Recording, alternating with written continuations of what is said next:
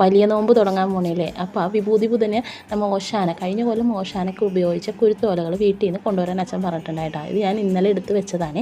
ഇതെടുത്തിട്ട് പള്ളിയിൽ കൊണ്ടുപോയി കൊടുക്കണം. ഒരു ട്രിപ്പും കൂടി ഉണ്ടായിരുന്നു, അത് ഞാൻ കൊടുത്തായിരുന്നു നേരത്തെ കേട്ടോ. ഇതിപ്പോൾ മുകളിൽ ഡ്രസ്സ് വർക്ക് ചെയ്യാനായിട്ട് ഷീറ്റ് ഇടാനായിട്ടുള്ള പോർഷൻ നോക്കണേട്ടോ. ജോസിൻ്റെ ഫ്രണ്ടാണ് ചെയ്യുന്നത്. ഞങ്ങൾ വീടിൻ്റെ രണ്ട് സൈഡിലും ഫ്ലാറ്റാണ് കേട്ടോ. ഇതേ നമ്മുടെ വീടിൻ്റെ മുകളിൽ നിന്ന് നോക്കുമ്പോൾ ഫ്രണ്ടിലും വേറൊരു ഫ്ലാറ്റ്, ഇതേ സൈഡിൽ ബൈപ്പാസാണ് കേട്ടോ. ഇത് രണ്ട് പോർഷനായിട്ടാണ് നമ്മൾ എടുത്തത്. സെൻറ്ററിൽ ഒരു ജോയിൻ്റ് ഉണ്ട്. ഈ മഴക്കുള്ളിൽ ചെയ്യണമെന്നും പറഞ്ഞുകൊണ്ടാണ്.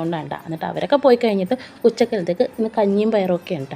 വലിയ പയർ ചതച്ച മുളക് കൂടിയിട്ട് ഡ്രൈ ആയിട്ട് ഒലുത്തി എടുത്തിട്ടുണ്ട് കേട്ടോ. പിന്നെ ഒരിത്തിരി മാങ്ങ അച്ചാർ ഇടാനുണ്ടായിരുന്നു, മാങ്ങച്ചാറും ഇട്ട്. പിന്നെ ഒരിത്തിരി ഉണക്കമീൻ വറുത്തിട്ടുണ്ടായിരുന്നു, ഇന്നലെ വറുത്ത് ഇങ്ങനെ പൊടിയായിട്ട് വറുത്ത് വെച്ചതാണ് കേട്ടോ.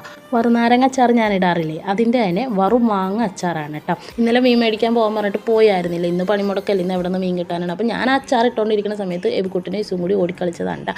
ഇസു ഒന്ന് വീണ് തല ഒന്നിച്ചിരി മുഴച്ചിരിക്കുന്നുണ്ട്. തേങ്ങയിട്ട കഞ്ഞിയും കൂടി ആയിരുന്നു കേട്ടോ. പയറൊലുത്തിയതുണ്ട്, പിന്നെ ഉണക്കമീനും ഉണ്ട്, പിന്നെ അച്ചാറും ഉണ്ട് കേട്ടോ. ഞങ്ങൾ 3 പേരും കൂടി പായിട്ടിട്ട് താഴ്ത്തിരുന്നാണ് കഴിച്ചത്.